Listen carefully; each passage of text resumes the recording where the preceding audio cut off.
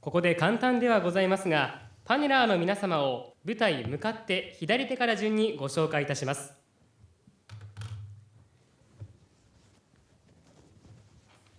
まずはじめにデイビッド・ランドバーグ様です。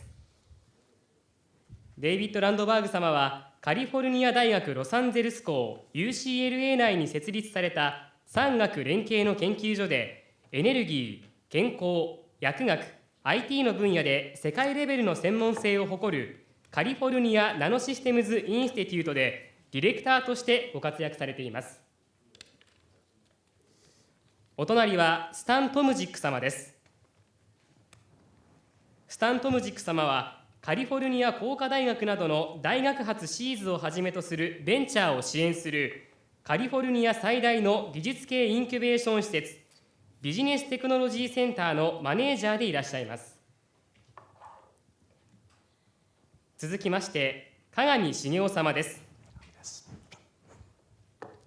鏡様は東京大学の教授であられ、東京大学産学連携本部の事業化推進部長として東京大学における大学発ベンチャー支援および起業家教育に従事され、その活動の一環として学生起業家教育プログラム東京大学アントレプレナー道場を主催されています。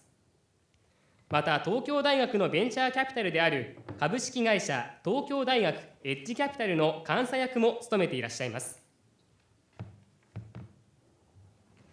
お隣が東京大学大学院新領域創生科学研究科副研究課長でアドバンストソフトマテリアルズ株式会社取締役の伊藤幸三様です。伊藤様はもともとご自身の研究室で1999年に発明・開発された革新的なポリマーの技術をもとに材料工学や医療工学への応用を目指され、2005年に東京大学発ベンチャーとして起業されております。そして最後に舞台一番左手が当 TX アントレプレナーパートナーズの村井勝代表で、本日のモデレーターを務めさせていただきます。どうぞよろしくお願い申し上げます。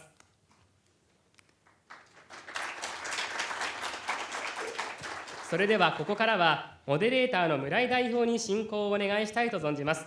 では村井代表、よろしくお願いいたします。代表の村井でございます。よろしくお願いいたします。私はあまりこのモデレーターというのは慣れてないもんですから、うまくできるかどうかちょっと分かりませんけれども、できるだけ頑張ってやらせていただきたいと思います。それではまず、皆さんこちらに、お集まりいただきますパネラーの方々にですね、自己紹介を、5分以内でやっていただきたいと思います。今回のですね、パネルのテーマはですね、先端技術、我々が持っている先端技術をどういうふうにして事業化していったらいいのか、それについて先ほどから挨拶の時に申し上げておりますように、米国ではですね、インキュベーションの仕組みがそれなりに先達としてできておりますので、そういった米国のですね実態の話をお伺いするとともに、今度は日本で一番進んでいるこの東大のですねケースがどうなっているか、そういったところでパネラーの皆さん方にですねいろいろご議論いただこうというふうに考えておる次第でございます。それではまずランドバーグさんから自己紹介お願いいたします。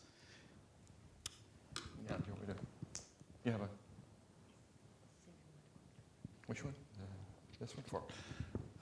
Thank you very much, and thank you, Vic. It's a real pleasure and it's an honor to be here. I'm very, very impressed with what all of you were trying to achieve. I'm particularly impressed by the physical area around here, and I have talked many times with Vic about the similarities between this area and what took place in the Silicon Valley. I appreciate very much that I was introduced as the director of the Institute. In fact, I am not the director. Oops. I am the director of the Global Partnership Program, and I will very quickly go through and tell you what it is and what I do, and then during the discussion we can just talk more about the incubation part of it. CNSI, California Nanosystems Institute, is a part of UCLA. As you know, UCLA is one of 10 campuses of the University of California. We are one of 4 institutes of science and technology that were set up back in the year 2000. Each one of them does something a little bit different. We are devoted entirely to nanoscience and nanotechnology. We have a partner with Santa Barbara, the University of California in Santa Barbara. What are we? We occupy a 17,000 square meter building in the center of the campus at UCLA, approximately 8 stories in height. Again, this structure is independent of the rest of the university physically, and it also, as I said, is devoted entirely to nanoscience and nanotechnology. And one of the levels here is devoted to tech transfer and to commercialization, and we have an incubator system there, which I will describe a little bit later. What do? We basically have 4 thematic areas for our research. We do energy, environment, health, and information technology. Those are the 4 areas of focus for the research that takes place in the Institute. And how do we do it? Well, we have 4 floors of instrumentation and equipment, which is the special equipment needed for nanoscale research, and it's this equipment which is available to the companies that are incubated in the building itself. So it's a major advantage to have companies that are actually commercializing our technology in the building itself. Let me just describe briefly what I do. I'm the director, as I said, of the Global Partnership Program at CNSI. My objectives, I'm there to increase the awareness of CNSI, strengthen its standing in the scientific community, forge links with major universities and institutes and corporations globally, to generate educational exchanges, create research collaborations, organize scientific symposia and conferences, and to promote commercialization.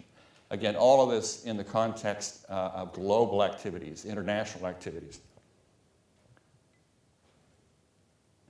And why do I do this? Why do we have global partnerships?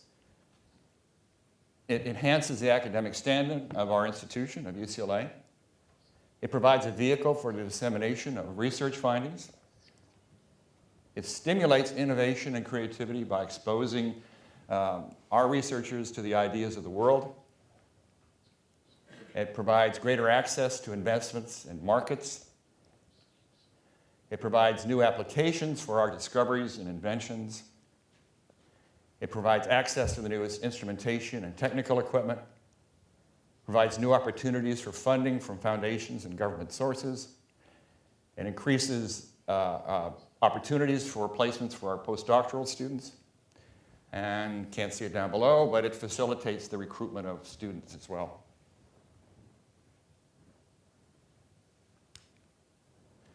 And how do I create these partnerships? Well, I do it primarily through direct contact with other institutions and other universities. And specifically here in Japan, we have entered into a series of formal agreements or memorandums of understanding with these various groups here. University of Tokyo is one of the earliest institutions that we formalized a relationship. So our relationships take a number of forms: research collaborations, educational exchanges, and so on. How do I create these partnerships? There's the other way, which is to organize a variety of international seminars and workshops. In 2000, we had 6 of these, some with Europeans, some with Asians, and so on. And we continue to do that. We have at least 4 or 5 international conferences a year. So that covers very, very quickly what I do. And later on, during the discussion, I'll speak more about the particular commercial aspects, tech transfer aspects of what we do at CNSI. ありがとうございました。